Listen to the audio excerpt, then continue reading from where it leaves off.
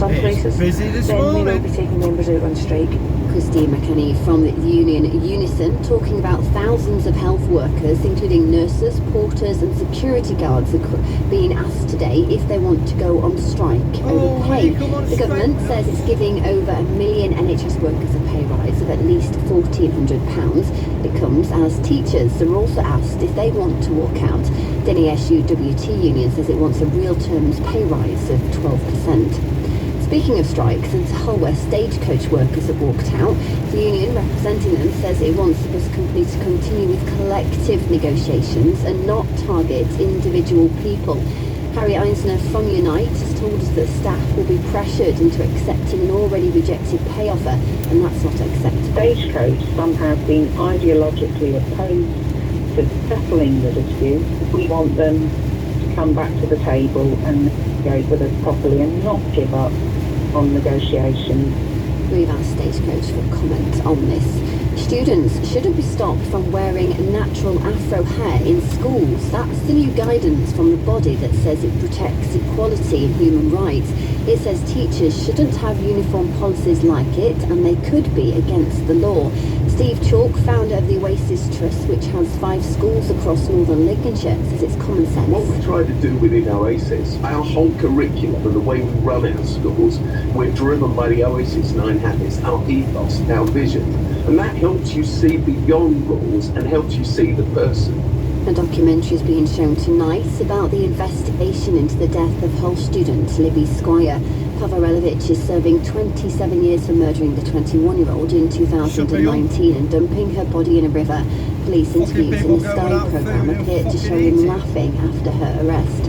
And they get After 3 his meals a arrest, day. Libby's mum Lisa says she thinks the documentary is a fitting tribute to her daughter. I think it's really evident from hearing her friends talk, how much they love her and and miss her. So it's a really I think it's a really lovely.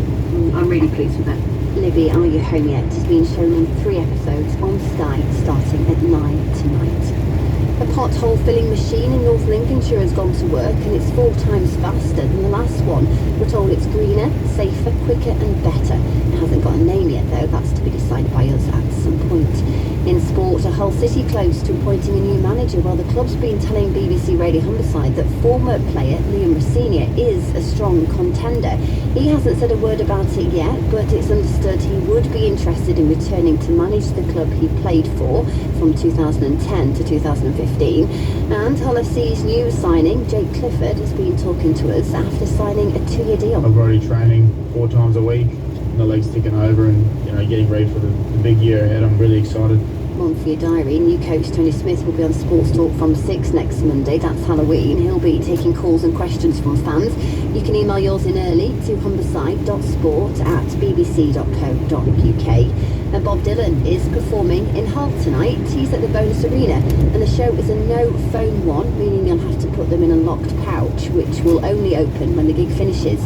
Darren Moore is the manager of the venue and says the concert is a coup for the city. We've hosted some great events this year. Bryan Adams, Blondie, Pet Shop Boys. This is another one to add into the mix. So fantastic city and fantastic venue and fantastic artists. That's what we're all about. The weather, showery rain to start, but dry for the rest of the day. Highs of 18, cloudy overnight, lows of 12. That's the latest for Northern Lincolnshire and East Yorkshire. Awesome. There's been an accident involving a lorry and Louth, so the A16 both ways is closed from Louth to Fotherby. The road is closed and there's slow traffic there this morning. At Barnby Moor, there's temporary traffic lights on York Road at Back Lane for water main work. In Hull, Vicar Lane is closed both ways between South Churchside and the A63 Castle Street because of roadworks. In Gould, there's temporary traffic lights on Dunhill Road at Marker Street. In Beverley, a reminder of temporary lights on Calgate near Long Lane. And in Grimsby, there's water main work on Ladysmith Road at Columbia Road. If you spot a problem and it's safe to call, our number is 08000 665 or you can text us 81333, start your message with RH. The sound of Northern Lincolnshire and East Yorkshire. Cozy smiles at breakfast. BBC Radio Humberside. Right, okay. Good morning, all. Onshore wind turbines, a big topic of discussion today, and also prepaid meters. I had some really good text messages come through. Steve says this: wow, that last text about people not being cut off, then why should I pay my bill then? The daily rate is wrong, why is it so high? Steve, legally they are not allowed to cut you off, but you can still go into debt and arrears. That's what I think the main issue that people are missing. So many people refuse to pay your bill, affect your credit rating, things like that. Do you know what I mean? I mean, we can still talk about this. If you want to talk about prepay, energy meters and all that sort of stuff, just drop us a text, 81333, start your message with the letter direct. Give us a call at 8000 665 959. You can find me on WhatsApp on 8000 321 333. Cozy smiles at breakfast. BBC Radio Humberside. Alright, we're going to stick with wind turbines. Today we're bringing you calls for the government to speed up changes to local authority planning rules so that more onshore wind farms can be built across Northern Lancashire and built across East Yorkshire. Last month, the former Prime Minister Liz Truss' government said it would be amending these rules. But in Prime Minister's questions yesterday, the new Prime Minister, Mr Rishi Sunak, appeared to suggest he's going to be sticking with the original Conservative manifesto, which would restrict the building of new onshore wind farms. Now, the Trade Association for Wind Power, Renewable UK, these guys say action is needed sooner than later so that wind farm developments can get underway quickly. Their Deputy Chief Executive is Melanie On, and we spoke to her earlier on. First and foremost, we have to say that none of these developments will ever take place unless we've had really intensive conversations with local communities, and we've ascertained, the perception of people locally, and that happens all the time when we have these kind of developments, and that will not change.